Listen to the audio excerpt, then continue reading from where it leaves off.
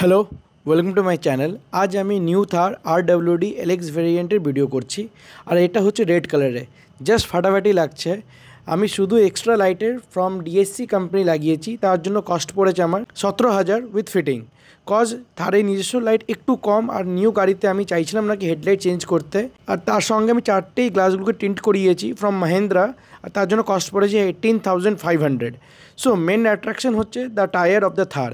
এটা JK কোম্পানির রেঞ্জের 80 মানে অল ট্রেন টায়ার, আর এটা হচ্ছে R55/65/R18।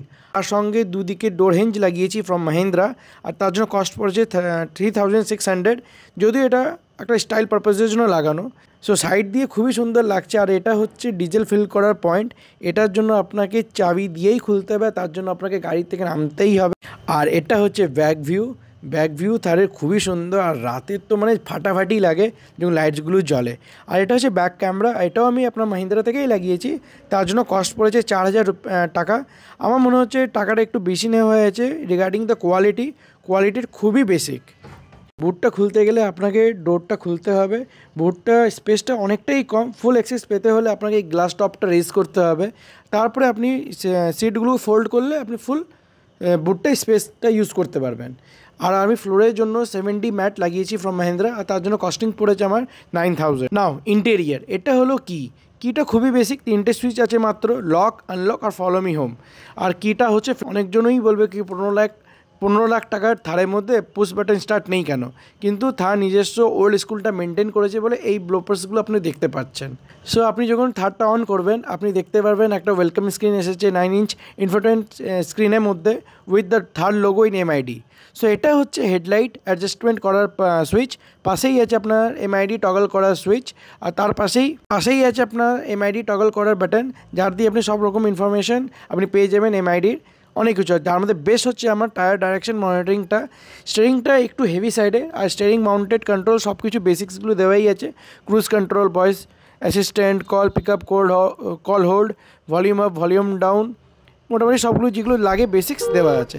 কিন্তু হর্নটা জাস্ট দারুণ। ইনফোটেনমেন্ট স্ক্রিনটা অনেকটাই রেসপন্সিভ আর বেসিক, যে কেউ ইউজ করতে পারবে। আর এর মধ্যে আমি আপনাকে স্পিকারের আওয়াজটা একটু শুনিয়ে দিচ্ছি, আপনি বুঝতে পারবেন স্পিকারটা কীরকম।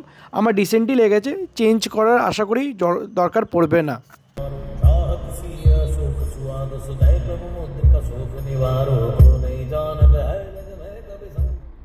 এটা হচ্ছে কিসের সুইচ, যার মধ্যে হচ্ছে এয়ার ব্যাগের, hazard light, traction control, hill descent আর ডোর লক আনলক। কানেক্টিভিটি বলতে গেলে 12 ভোল্টের একটা পোর্ট দেওয়া আছে উইথ 1 USB পোর্ট, ওটাও টাইপ B।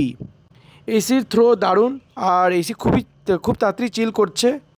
আর এটা দেখছেন, এটা হচ্ছে আমি একটা কিউবোর্ড ড্যাশ ক্যাম লাগিয়েছি ফর ওন সেফটি।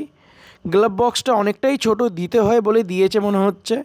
এটা হলো পার্কিং ব্রেক, উইন্ডোর আপ ডাউন সুইচটা এইদিকে দেওয়া আছে, একটু অড সাইড, কিছুদিন ইউজ টু হতে সময় লাগবে। এটা হচ্ছে 6 স্পিড গিয়ার বক্স, তার সঙ্গে একটা ছোট স্টোরেজ।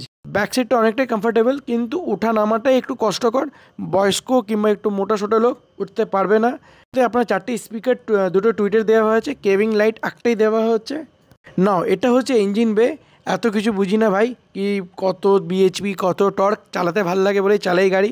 আমার অত জানা দরকার নেই, কিন্তু দেখানোর দরকার ছিল বলে দেখাচ্ছি কি মাহিন্দ্রা খুব সুন্দর নিটলিভাবে ইঞ্জিনটাকে প্যাক করেছে, আর ইনসুলেটেড খুব সুন্দর হয়েছে। কোনো ইঞ্জিনের আওয়াজ ভিতরে আপনি পাবেন না, যদিও এটা ডিজেল গাড়ি।